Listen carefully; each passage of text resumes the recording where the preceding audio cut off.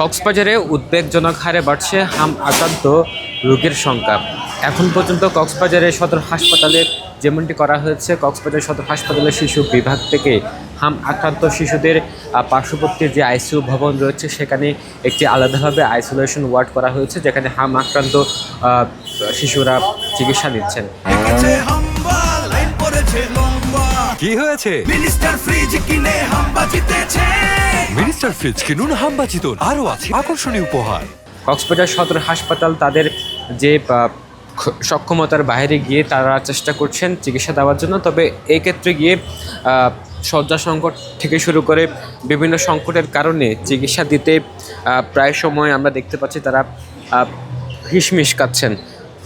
এবং আমরা যেমনটি তথ্য পেয়েছি, কক্সবাজার সদর হাসপাতালে হামের প্রকোপে উদ্বেগজনক হারে বাড়ার কারণে এখানে সবচেয়ে বেশি রোগীরা আসছেন। বিশেষ করে হাসপাতালের দৈনিক প্রতিবেদনে যেমনটি দেখা গেছে সেটা হচ্ছে 12 মে অর্থাৎ আজকে পর্যন্ত শিশু মেডিসিন ও আইসোলেশন ওয়ার্ডে বর্তমানে ভর্তি রয়েছে 70 জন হাম রোগী। এর মধ্যে পুরুষ শিশুর সংখ্যা অর্থাৎ পুরুষ রোগীর সংখ্যা 25 জন এবং নারী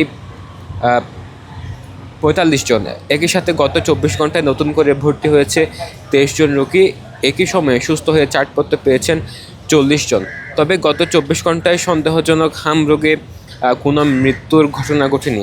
হাসপাতালের অতিরিক্ত প্রতিবেদনে যেমনটি বলা হয়েছে, চলতি সময়ে মোট হাম রোগী ভর্তি হয়েছেন 1098 জন। এর মধ্যে পুরুষ 609 জন এবং নারী 489 জন। এখন পর্যন্ত সন্দেহজনক হাম রোগে মারা গিয়েছেন 13 জন।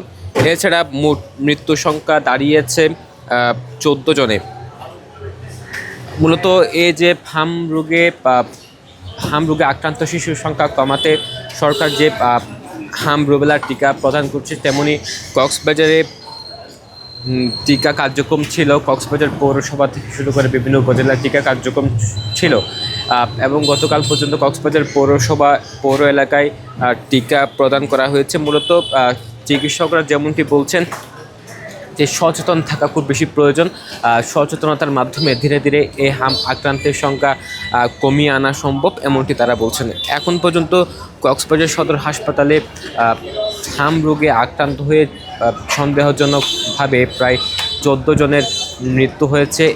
এই খবরটি হাসপাতাল কর্তৃপক্ষ নিশ্চিত করেছেন। একই সাথে বিভিন্ন উপজেলায় আমরা দেখেছি বিভিন্ন উপজেলা স্বাস্থ্য কমপ্লেক্স এবং হাসপাতালগুলোতে হাম রোগে আক্রান্ত শিশুর সংখ্যা বেশি এবং ওখান থেকে কক্সবাজার সদর হাসপাতালে প্রেরণ করা হয় এবং সদর হাসপাতালে যদি উন্নত চিকিৎসার জন্য এখান থেকে আবার চট্টগ্রামে প্রেরণ করা হয়। তবে কক্সবাজার সদর হাসপাতালের তথ্য অনুযায়ী 14 জনের মৃত্যু হয়েছে এবং আশপাশের উপজেলাগুলোতেও এই মৃত্যুর সংখ্যা আরও বাড়তে পারে।